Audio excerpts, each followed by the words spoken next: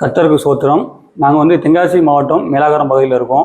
நாங்கள் வந்து இந்து மத கட்சியில் நாங்கள் வந்து இந்து கோயிலேருந்து தான் நாங்கள் ரசிக்கப்பட்டோம். அப்படின்னா 6 நாள்னா 6 வேலையும் நான் குடிச்சிடுவேன். நான் வந்து வழியை இருக்கிற நேரத்தில் ஒரு 6 வேலையும் நான் குடிச்சிடுவேன்.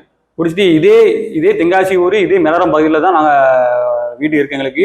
ஏன்னா நாங்கள் வந்து இந்த விக்ரமாக நாங்கள் கும்பிட்டு நாங்களும் பால்படம் எடுத்திருக்கோம், நாங்களும் பூக்களி இறங்கியிருக்கோம். எல்லா கட்டுகளும் அவங்களுக்கு என்ன செய்வாங்களோ அதில் எல்லா கட்டுகளும் நான் செஞ்சோம் நாங்கள் வந்து. ஆனால் எங்களுக்கு ஒரு பலனுமே எங்களுக்கு இல்லை. குடும்பத்தோட சமாதானமே எங்களுக்கு கிடையாது. எங்களுக்கு வந்து எப்படின்னா ஒரு மாதம் நல்லா இருப்போம், அடுத்த மாதம் வீட்டம்மா சண்டை போட்டு அம்மா கிட்டே போயிடுவாங்க. இப்படியே தான் கடந்து வந்துட்டு இருந்துச்சு. அடுத்து நான் வந்து 6 வேலையும் குடிச்சு வீட்டில் ஒரே சண்டை தான். குடித்தாலே சண்டை தான் போடுவேன், வேற எதுவுமே பண்ண மாட்டேன். குடிச்சா வீட்டில் சண்டை, அப்படி இல்லையா ரோட்டில் யாராவது போகிறாங்களோ அவனோட சண்டை இல்லாமல் நான் போகவே மாட்டேன். அந்த மாதிரி ஒரு சைக்கியம் மாதிரி ஆகிடுவேன். குடிச்சா சைக்கியம் மாதிரி ஆகிடுவேன். அதெல்லாம் பெரிய ஜாதி வெறி இருக்கையில ஜாதி வெறி பிடிச்சா ரொம்ப ஜாதி பிடிச்சுவேன். என் கூட ஒருத்தர் பேசலாம்னா ஃபர்ஸ்ட் கேள்வி என்னன்னா உன் ஜாதி இல்லை ஜாதி, அதான் நான் கேட்பேன். ஃபர்ஸ்ட் அது யாராக இருந்தாலும் பெரிய ஜாதி தான் செஞ்சு குறைஞ்சது எல்லாமே ஃபர்ஸ்ட் என்னோட பழகினோம்னா ஃப்ரெண்டு மூலியமாக வந்தால் கூட நான் என் மாதிரி ஃப்ரெண்டு கேட்பேன், மாப்பிள்ள அவனுக்கு ஊர் எந்த ஆளுக்க மாப்பிள்ள அப்படி கேட்டால் அப்போ நான் அவனை பழகுவேன். அவன் சொல்லுவான் இந்த ஆளுக்க அப்படி, அப்போ நம்மளுக்கு கீழே தான் அவன் அப்படி. அந்த வெறியில் நான் இருந்தவன், ஜாதி வெறியில் இருந்தவன். ஆனால் இப்போ கடந்த ஒரு 6 மாதம் இல்லாமல் ஒரு இழப்பு வியாதியில் ஒரு டீப்பு கொஞ்சம் நம்ம ஏரியத்தில் கொஞ்சம் வாழல கொஞ்சம் லேசாக வாழும் மடங்கிட்டு அதெல்லாம் ஹாஸ்பிட்டலுக்கு காமிச்சு வீட்டுக்கு போது இயேசு முன்சிலா ஊழியம் சபைக்கு வந்தோம். அவங்க மூலியமாக ஆஸ்பத்திரிக்கு போய் இப்போ நாங்கள் ஆண்டவர் நாங்கள் எங்கள் ரசிகராக ஏற்றுக்கிட்டோம். மனப்பூர்வமாக ரசிகராக ஏற்றுக்கிட்டு இப்போ நாங்கள் ஞானஸ்தானம் எடுத்து எங்களுக்கு நான் ஃபஸ்ட்டு நாங்கள் விக்ரம் கும்பிட்டுக்கு போது என் பேர் மூர்த்தி. இப்போ நாங்கள் வந்து ஞானஸ்தானம் எடுத்து கொடுத்த பேர் வந்து ஐசக்னு கொடுத்துருக்காங்க பேர் வந்து. இப்போ எங்கள் குடும்பம் இப்போ ஆசீர்வாதமாக இருக்குது. இப்போ நாங்கள் வாரம் சர்ச்சுக்கு வரோம், டெய்லியும் ஜோம் பண்ணுதோம். என் வாழ்க்கை சந்தோஷமா இருக்குது. அந்த மாதிரி சச்சரவு என்கிட்ட வந்ததே இல்லை.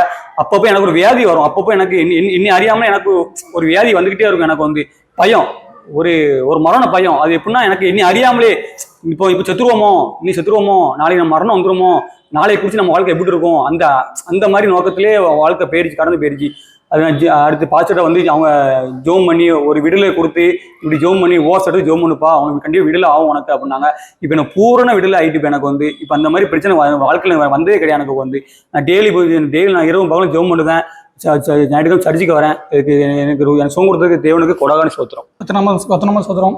நானும் இதே மாதிரி தான் நான் ரசிக்கப்பட்டேன். நான் ரசிக்கப்பட்டேன்னா நான் எதிர்பார்த்ததே கிடையாது. சர்ச்சுக்கு வரணும்னா எதிர்பார்த்தே கிடையாது. முதல்ல வந்து இதே ஊரில் இதே இடத்துல நான் சரக்கு அடிச்சுட்டு இந்த சர்ச்சை நான் கல்ல கொண்டு எழுந்திருக்கேன்.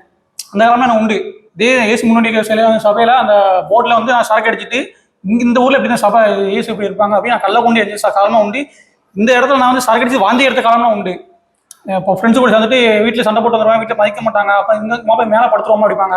நான் மேலே தான் படுத்து இங்கேயே வாந்தி எடுத்து இங்கேயே நான் இந்த போர்டெல்லாம் கல்ல கொண்டா எரிஞ்சிருக்கேன்.